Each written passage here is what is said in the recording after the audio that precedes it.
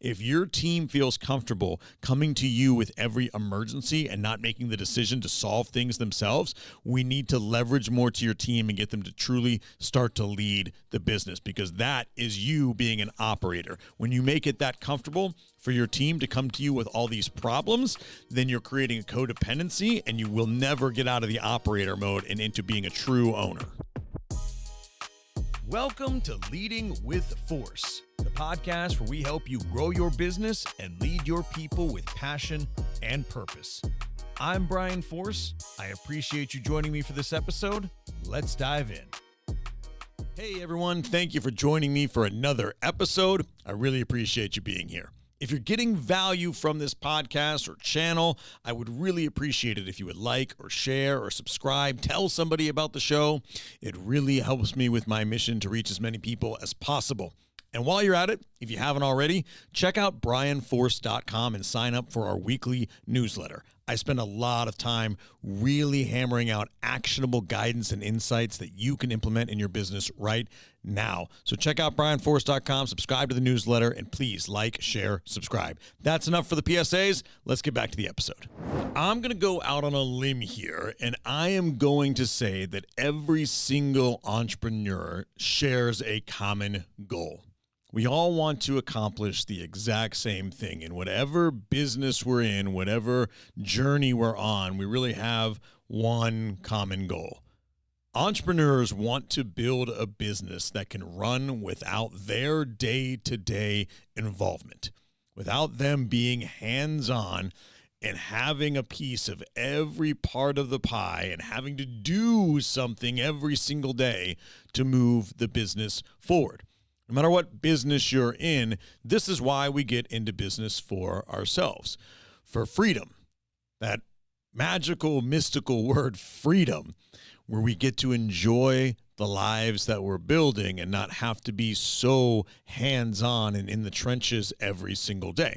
For most entrepreneurs, they get into business for themselves, but they end up working more hours and even harder, and a lot of times even making less money than they were when they were working for someone else, when they were working a normal W-2 job. We have this dream of entrepreneurship that we're going to do things our way. We're going to build the things we want to build, and we're going to scale.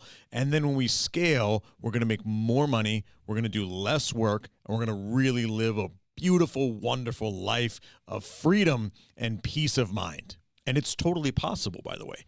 It's absolutely possible. Look around you, look around the world, look at your network. I guarantee you, you know people that are operating in a more hands-off fashion, that are running great businesses, and they're not having to do the day-to-day work. That's the goal. And that's all of our goals. That's what every single one of us wants. And then we get into it, we start building our business, we start gaining some traction, we start gaining some momentum, and we realize, oh my gosh, this is a lot harder than we thought it was going to be. Stepping out of the day-to-day and transitioning from operator to true owner is the most difficult transition you'll ever make in your entire career. It's something that we all aspire to. It is truthfully something that very few entrepreneurs accomplish, at least for extended periods of time. There are times when you might take your hands off the steering wheel a bit, and hopefully the team drives itself to the destination, only to find ourselves sucked right back in because things are starting to fall apart without us being involved in every aspect of the business. This is what entrepreneurship looks like for most people. We end up just building ourselves another job when we really were looking for freedom. So that's what we're going to talk about today. Today, we are going to discuss a step-by-step framework for entrepreneurs to transition from operators to true owners of their business. But in order to do that, first we have to talk about what holds people back from transitioning from operator to owner. What gets in the way? Why can't everybody just do it? There are a lot of reasons why entrepreneurs get stuck in the day-to-day operations of their business, why they never really transition into being true owners. But here are a few of my favorite reasons, the ones that I see the most often. The first is what I call the comfort zone phenomenon. That is where even though we're tired, we are exhausted emotionally, we are frustrated, we feel like we're locked in a prison of our own making, We're more comfortable doing the day-to-day work that we know how to do to keep the business going and to keep it moving forward, or at least not moving backwards. We're more comfortable doing that work than we are with leading other people. Leading others can be very challenging. It requires a lot of a person to not only work inside the business, but also lead others to start taking on more and delegating more as you're also part of the operations. Leading people is a very difficult, challenging process. And for most entrepreneurs, when it comes down to it, they would rather just stay trapped in the muck of the business than step up and actually lead their team. The second reason is what I call the perfectionist trap. It's this mindset of no one can do it as well as I can. You are the expert. That's why you chose to go into this business. That's why you've been successful to this level in building your business. And it's very difficult to let go of the controls. It's very difficult for you to start leveraging things to other people because you have to accept that they're not going to do it as well as you can for a period of time. And there are times when talented people come into your world and they're just rock stars right away. They take the job from you and they go do it better than you ever have. I have experienced this at different levels in our organizations, but more often I've experienced the opposite. I've experienced hiring people and having to go through the process of watching them grow into their role, of guiding and coaching and leading them into their role, knowing full well that I could just take the job back at any moment and most likely do it better than they could because they're newer than me, because I am an expert, because I've been doing this for a very long time. But that defeats the purpose of building a business.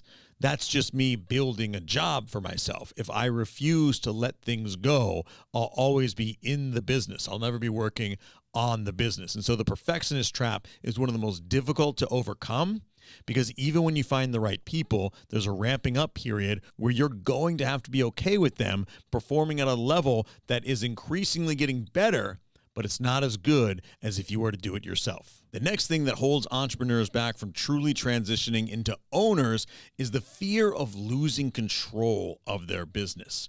Essentially, if they step back from the business and it does start to run without them, does their small team eventually come to them and say, hey, we don't need you anymore. You're obsolete now.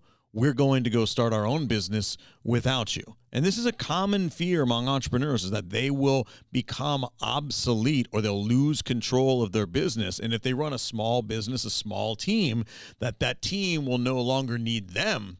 And then eventually the company will just dissolve because your team will just decide that they can go do this on their own without you. So we'll address that specific concern, but that is one of the big things that holds entrepreneurs back from leveraging more to their teams. And the last thing that holds entrepreneurs back from really transitioning to owners is just the financial concerns. People are truly afraid of bringing on leverage, of building a team, because it costs money. And they look at their profit and loss statement and they go, there's no way that I could hire somebody right now. I can't put myself in that financial position, which is at times true. It is also untrue at times, and it's an excuse that we make for not leveraging ourselves and not building a team. So we'll discuss when it is actually true, and we'll discuss when it's a story that you're telling yourself to keep from having to do the hard thing. All right, so now that we've covered what holds entrepreneurs back from transitioning into that owner role, let's talk about the hidden costs of making yourself that bottleneck. This is the cost to you, your business, and the life that you could be living by not truly transitioning from operator to owner. The first hidden cost is that you limit the growth potential of your business and of your people. When your business can only move at the speed of you, not only is the business always going to be underneath a ceiling of your personal potential, the team that you're leading, they have limited growth potential as well. They don't have career advancement opportunities if you're not willing to let them grow, which means that eventually you will lose your best people, because your best people will realize that they deserve bigger, better opportunities. And so they will love you until the moment they leave you for a better opportunity, because their world is not getting any bigger. The second hidden cost is just personal burnout. We see this in every single entrepreneur from time to time, but it's much worse in those that are really trapped in that operator role. This is going to affect your personal life. This is going to affect your relationships, and this is going to affect the way that you interact with your clients. It's going to affect your genuine fulfillment and joy and happiness in this world. If you can't transition from operator to owner, your burnout, the rise and fall of your energy is going to set the tone for the entire business. And so when you're feeling good, your business might operate well, but when you're burnt out, everyone will suffer in your business and you'll provide a worse client experience. The third hidden cost, and maybe the most important, is that you are limiting the value of your business. If you are your business isn't worth nearly as much as if you were a true owner of that same business. Let's say your business makes a few $1 million a year in revenue, and maybe you make a hefty net profit as well. You actually make a lot of money running your business. But if you have to be hands-on with every part of the operation, if your business was to sell today, it would be worth a lot less because the new business owner would have to keep you around and pay you a lot of money in order for it to make it worth selling the business, because you would have to come along with the business. You make a certain amount of money from the business, and the business doesn't run without you. So that person's got to bring you on, and you're not going to do it for a tenth or a fifth or a quarter of what you were doing it before. And now if that person can't go hire someone to replace you and lead your team, your business isn't worth a whole lot. Because if you come with the business and you already make a lot of money operating the business, that's going to become an expense on the new owner's books to keep you around. So you're limiting the value of your business by not leveraging yourself out of it. So if you have a goal to sell your business and retire at some point, you being the operator rather than the owner is very much handicapping the value of your business. So how do you know if you're trapped in an operator role rather than an ownership role? Here are some of my favorites. One, if your team needs approval for routine decisions, you are not an owner, you are an operator. An owner is only consulted for very substantial decisions in the business regarding strategy or major expenses or bringing on a new vertical or something like that. Your managerial team should be making all of the routine day-to-day decisions. So if your team is coming and asking for your approval for routine stuff, you are the operator of the business. We need to move you to the owner of the business. The second would be if clients insist on working directly with you, meaning you are not only the face of the business, you are the one that clients insist on working with. That means that your team is not providing the same client service as you can personally, or you have not done a good enough job of setting the stage with your clients that they're hiring your business and your entire team, not you personally. And until you do that, one, your client service will suffer because you're going to get spread thin. You can only serve so many clients at once. And two, your team will never be fully empowered if your clients insist on working directly with you. Number three is you're constantly putting out fires. You're always being pulled into the chaos, the emergency situations that some other team member should be responsible for. This is probably the number one way to tell if you're still an operator and not truly an owner. If your team feels comfortable coming to you with every emergency and not making the decision to solve things themselves, we need to leverage more to your team and get them to truly start to lead the business, because that is you being an operator. When you make it that comfortable for your team to come to you with all these problems, then you're creating a codependency and you will never get out of the operator mode and into being a true owner. All right, so now that we've identified what it looks like to be an operator versus an owner, how do we make that mindset shift so we can start to transition from one to the other? The first key mindset shift that you have to make to transition from operator to owner is that good enough is better than perfect. Because if you're demanding perfection from your team, if you're demanding your team to always do it as well as you could do it personally, then you're never going to have your standard met, at least not for a long time. You won't be able to get there because you won't tolerate good enough for long enough for your team to actually get closer to mastery and closer to perfection. So you've got to be willing to set a standard for what is adequate, what is good enough in our processes, our onboarding processes, our sales processes, our client service processes. What is good enough that I'm okay with things running this way for a little while so my team can improve, they can learn, they can fail forward, and then get better and better and better. We do this in our organizations. We have KPIs for pretty much everything. Every role has a scoreboard, a KPI that they're supposed to meet. And then we measure overall KPI. So the amount of processes completed on time is a very big KPI that we measure. We want to make sure that we're being efficient in everything that we do. I have a standard that 90% of our processes need to be completed on time for it to be good enough. I would prefer it to be 100. I would prefer it to be at least 95, 96%. I know they're probably never going to totally be at 100, but I would very much like to see 95, 96, 97. If we're not headed in that direction, then we've got an issue. As I stepped out of the day-to-day operations, my standard was at least 90%. 90% was good enough. And if we weren't hitting 90%, then I had to jump back in. Then I had to retrain somebody. Then I had to hold somebody accountable. Then I had to have a fierce conversation. Then I had to coach somebody. Then I had to raise the standard. But 90%, if we were hitting that, that was good enough for a baseline for me to go, okay, this is working. Now we can make it better. Now we can get better every day. Now we can turn these guys into real professionals. So you've got to figure out what is your standard, what is good enough, because perfect's not going to be an option right away. The next mindset shift that you have to make is you have to value long-term results over short-term efficiency. You're not going to be perfect in the beginning, but what you want to see is improvement. You want to value long-term results over short-term efficiency. And so as your team is learning, as your team is failing forward, are they getting better? Are you making the same mistakes over and over and not improving, or are you making mistakes, learning, refining, and getting better every day?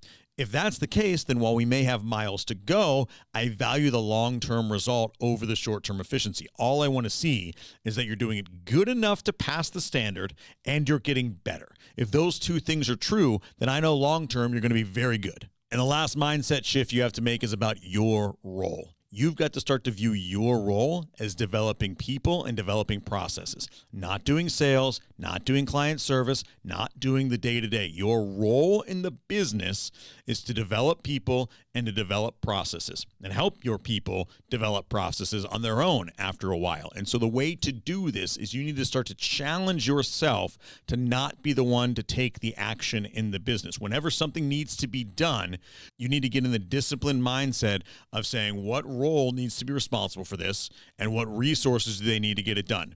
And then identify that person that fills that role right now, ensure they have the resources, and leverage the job to them. If they don't do it well, if they fail, train them, coach them, guide them, hold them accountable to the standard, and allow them to improve.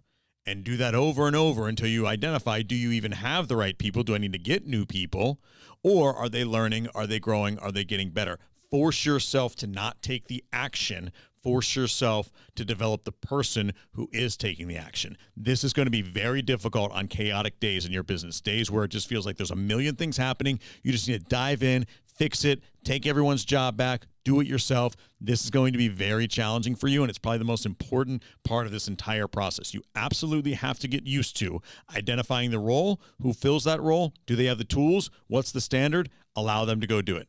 Then hold them accountable, coach them, and guide them. That is your role in the business as an owner. If you do that well enough, over time, you build a layer of secondary leadership underneath you, and now you're truly a more hands-off owner who's just monitoring the business and improving the leadership skills of your leadership team. Now, speaking of team, that is our next point of conversation. You need to assemble the right one. Your team is your business. Your business is not the product or service that you provide. It isn't the way you treat your clients. Those are byproducts of your business. Those are the things that happen when your business runs well. But your team and your processes are your business. It's what gets up every day and does the thing to create sales and to create happy clients. You could have a killer set of processes. You could have all the best software. It could be all set up properly. You could have the best tools in the game.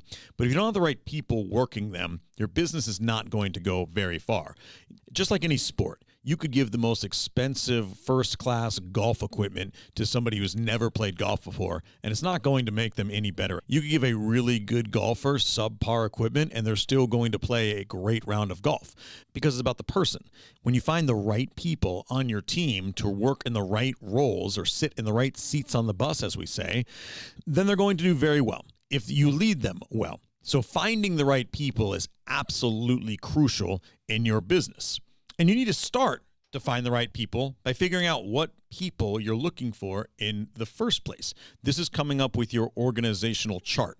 For whatever stage your business is at, you're going to have an organizational chart for where you're at right now, and then an organizational chart that grows to where you want the business to eventually be. But for right now, you need to start with, what does your organizational chart look like for you to take the first step out of the operations side? Who do you need on your team, and what seat on the bus do they sit in? I'll give you a great example of how to go through this process and identify which roles need to be in your organizational chart and which ones you need to fill at any given moment. There are really two key sides to any business. There's sales and there's operations. Every entrepreneur has strengths, things they're better at, things that are their strong suit, and they're normally either gifted in operations, meaning systems and processes, or they're gifted salespeople. Entrepreneurs come in both flavors. Some entrepreneurs just love doing deals, and they're great salespeople. Their operations are a mess without their team, but they can do a deal, they can bring in business. There are other entrepreneurs that are not great on the sales side, but they build really beautiful systems and processes. When business does show up, it flows very well through the system. Normally, business people, entrepreneurs, they're not both. And so whichever one you're not, that's probably the first thing you need to hire for. So normally your first role in your organizational chart that's not you is going to be an operations manager or a sales leader, which means by default, in the beginning, you're filling that other role. So in order to step out of your business and you're an operations person, you need to figure out how to get business coming in so that you can focus on building great operational processes, which you'll eventually leverage yourself out of, and have someone else take on the sales side. So if you're great in operations, a sales manager needs to be your first hire. That's going to help you stay in your genius zone. It's going to keep you from getting burned out continuously because you're doing the thing that you're passionate about, that you're good at, and you're leveraging someone else to be accountable to the sales side. So for example, in one of our businesses, we just brought on a business development manager. We had been really running the business off of referrals and flat out old school marketing for about the first 3 years of our existence. And we'd really kind of hit a ceiling. My managing partner in that business is a great operational person. I am the owner of the company, so I am running several businesses at one time and looking to develop my people and our processes. So I don't have the ability to jump into a sales role in that organization. And my managing partner is great at the operational side.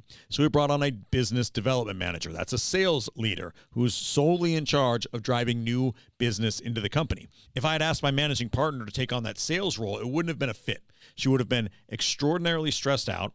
The operational side of the business would have started to falter without her being in the mix every single day, and she would not have been the strongest person to accomplish the standard that I've set for new business coming in every single month. So you've got to identify which role you're not going to fill and which role you are going to fill. That's going to be the beginning of your organizational chart.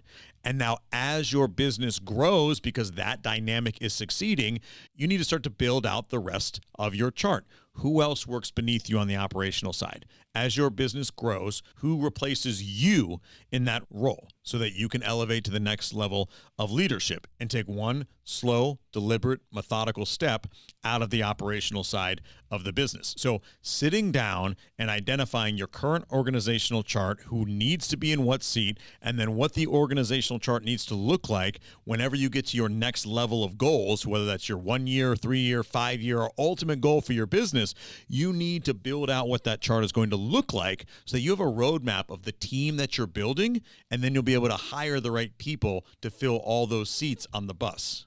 Now, as you're going into hiring mode and looking to bring on the right people, you might find that hiring the right people is one of the most challenging things that you'll ever do in your business. It's very difficult to hire someone else to come in and run and own a small part of your baby. The thing that you've bled for, the thing that you've poured everything you have into, you're now delegating a portion of its success to someone else. And you really want to make sure that it's the right person. How do you know whether or not it's the right person?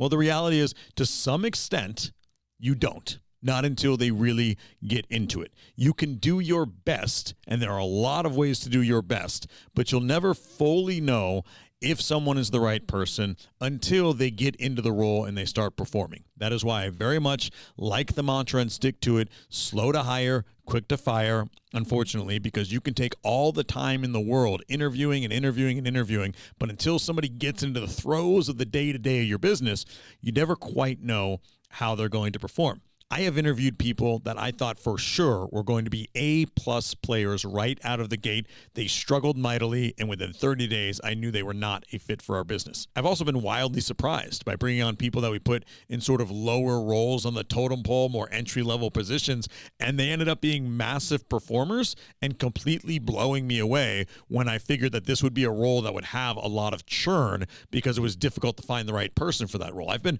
totally surprised on both ends of the spectrum. What I will say when it comes to hiring, we could do an entirely different episode on hiring and finding the right people, and I'm sure that we will in the future. I very much support the adage, hire for attitude, train for skill.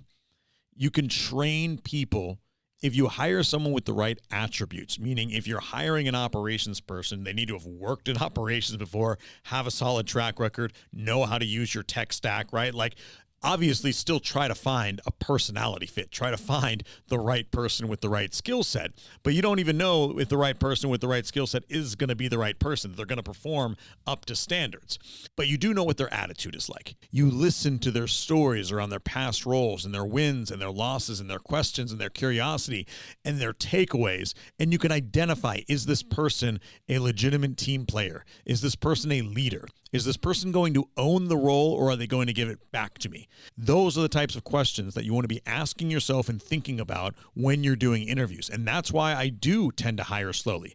I normally will interview someone at least 5 times, even for our middle level, more sales-based roles, because I want to really get to know them. I want to know what they're like on a bad day, when they're stressed and they had car trouble on the way to work and like things aren't really going all that well in their personal life, or they've got some distractions or things like that. I want to know what they're like the first time we've met, when they're on their best behavior and they're bringing their best foot forward. And I also want to know what they're like when the challenges start showing up. If I interview someone 5 times, there's a really good chance that at least one of those times they're not having the best day. As long as you have the right strengths, which I wouldn't even be sitting across the table from you and talking about a job opportunity if you didn't have the right strengths for the role. I can train you for the skills. I can train you how to run our processes. I can train you how to run our systems. I want to know what type of attitude you're going to show up with every day. I want to know what your attitude is going to be like on your best day, and I want to know what it's going to be like on your way more challenging days. I want to spend a lot of time with you before I know that you're the right person. And so that would be my number one hiring tip, is spend a lot of time with your people. It might seem a little frivolous because you're busy, but you won't know if it's the right person until they really get into the role. You can take a shortcut as to knowing how they're going to react in difficult situations by spending a lot of time with them up front. Hire for attitude, train for skill. So you've gone through the process of bringing on the right people, or at least the right people for right now as your business continues to grow and scale. So now, how do you start to delegate the decision-making in your business to the right people when you have them? How do you transition from having to be involved in every single decision in your business to allowing your people to know when it is okay and what is okay to just make decisions on without your interference whatsoever? Well, this comes down to a very process-oriented approach. For me, I like to assign decision-making to roles and processes. So inside of our business, we have a process for basically everything that we do.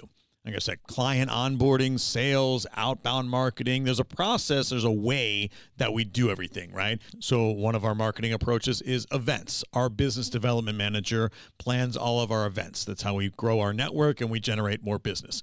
I ascribe decisions to every role and every process in the business. Who makes the decision for these processes? Who makes the decision on how we handle things inside this process? And then I set basic parameters around that decision where if the decision is outside those parameters, that's the only time you're coming to me for any sort of approval whatsoever. And then slowly over time, I expand those parameters and eventually give you full ownership of the decision-making process for that role. So the parameters around events are simply financial. We want to do a certain amount of events per year to attract more clients, get deeper with our existing clients, grow our referral business. The only thing that I really care about is how much it's going to cost the business, because I want to measure our return on investment over time. And so if it's going to be above a certain financial threshold, I simply want our business development manager to come, talk to me about it, explain to me why it's going to cost so much and what we expect the outcome to be. Some events cost us very little, like our educational masterminds that we do. That's basically just buying lunch for our existing clients and potential new clients, getting them into a room and fostering a mastermind for a few hours. It's very, very simple. I don't make any decisions in that process whatsoever. I trust our business development manager to run it, market it, get the entire process set up, execute on the event. Then we do larger scale events where we try to get hundreds of people together, really put like a big party together and really earn a lot of new business. When we throw those events, if it's going to be above a certain financial threshold, which it normally is, I want our business development manager to come and talk to me about it, because I want to know what we're spending on and what the strategy is to generate new business out of it. More often than not, she'll come to me with a good strategy. I will approve it. I will listen to what her vision is, and I will allow her to go execute on it. I don't want to give her free rein on the financial side of the business just yet until she's really more comfortable measuring what the return of our events are and really accounting for every dollar that we spend. But I'm building wider parameters every single time we do these so that she can get better and better. And eventually I won't have to make those decisions at all.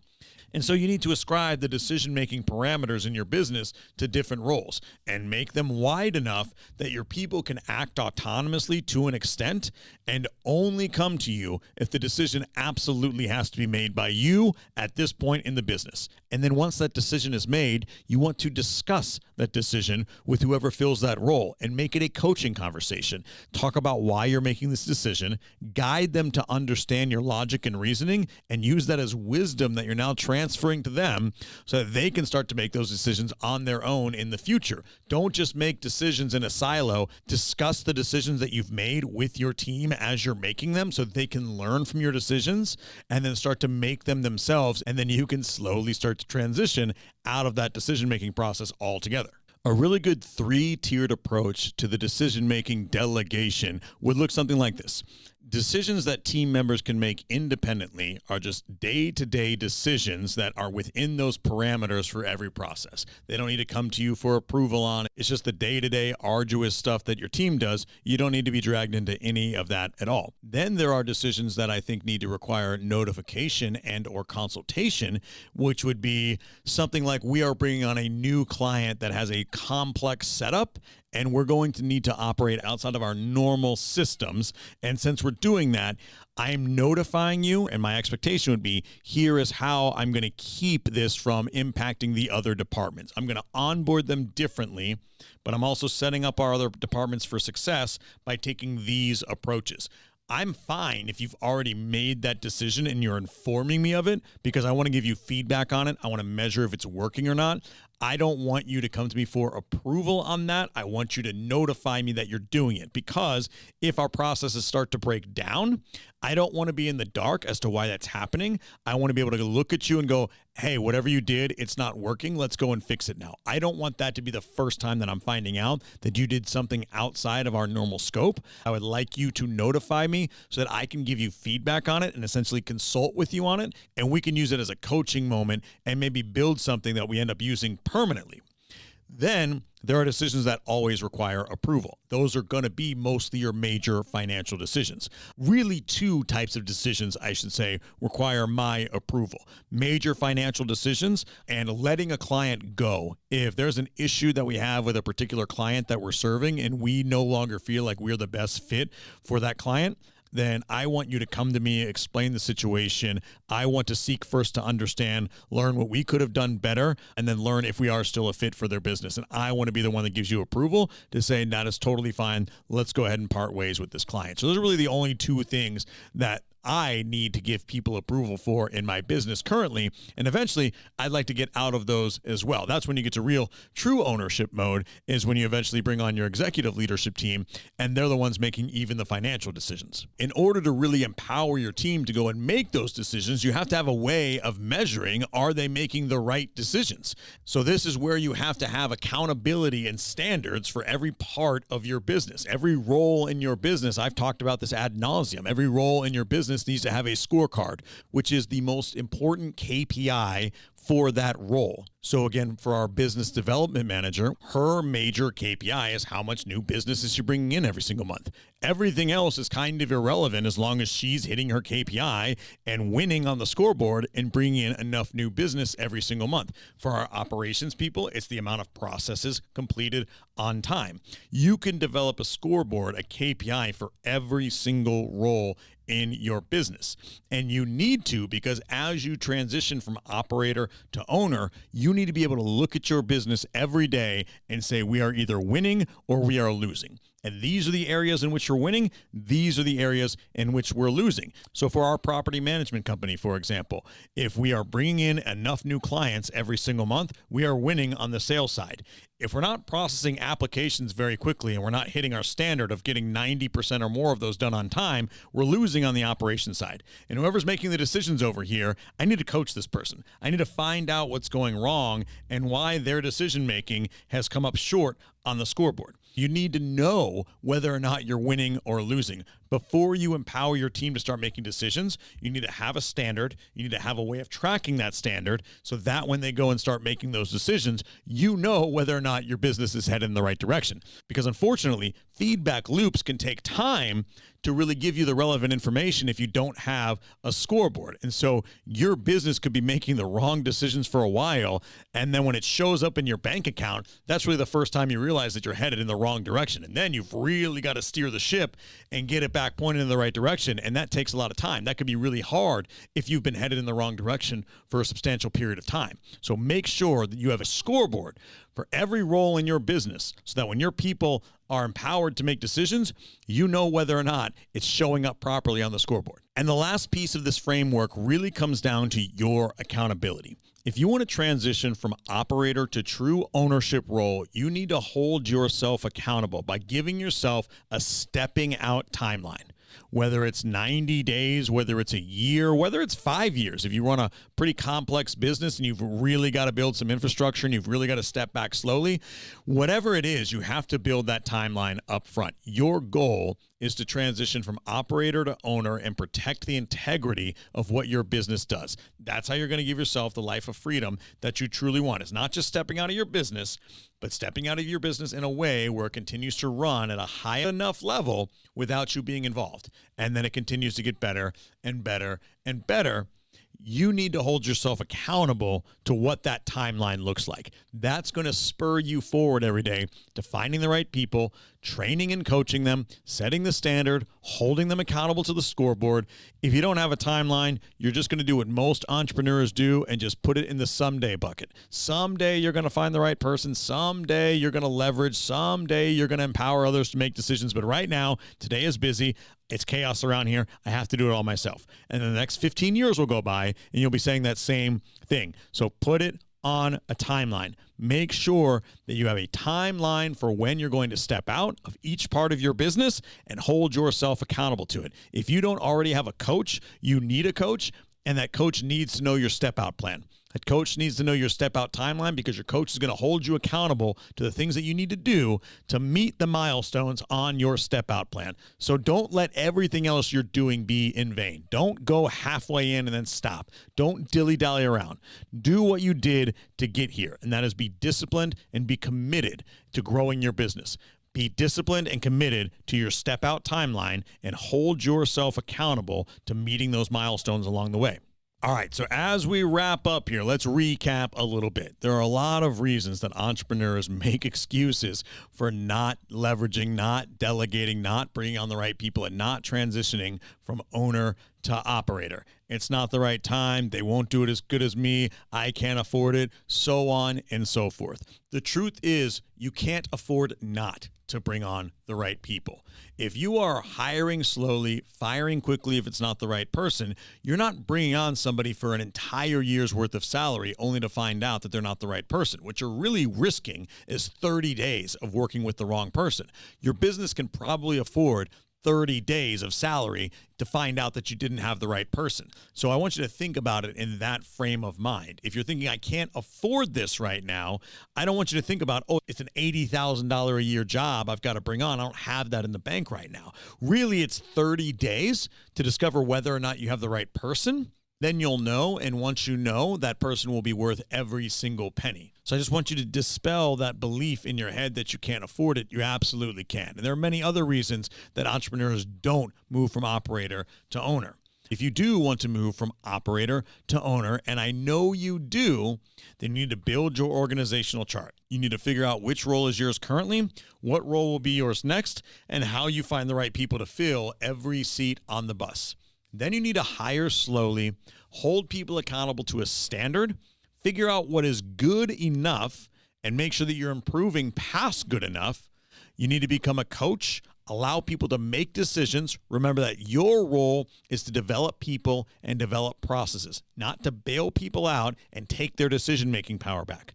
Figure out what the decision-making rubric looks like for every role inside of your business. What is that person allowed to decide for themselves?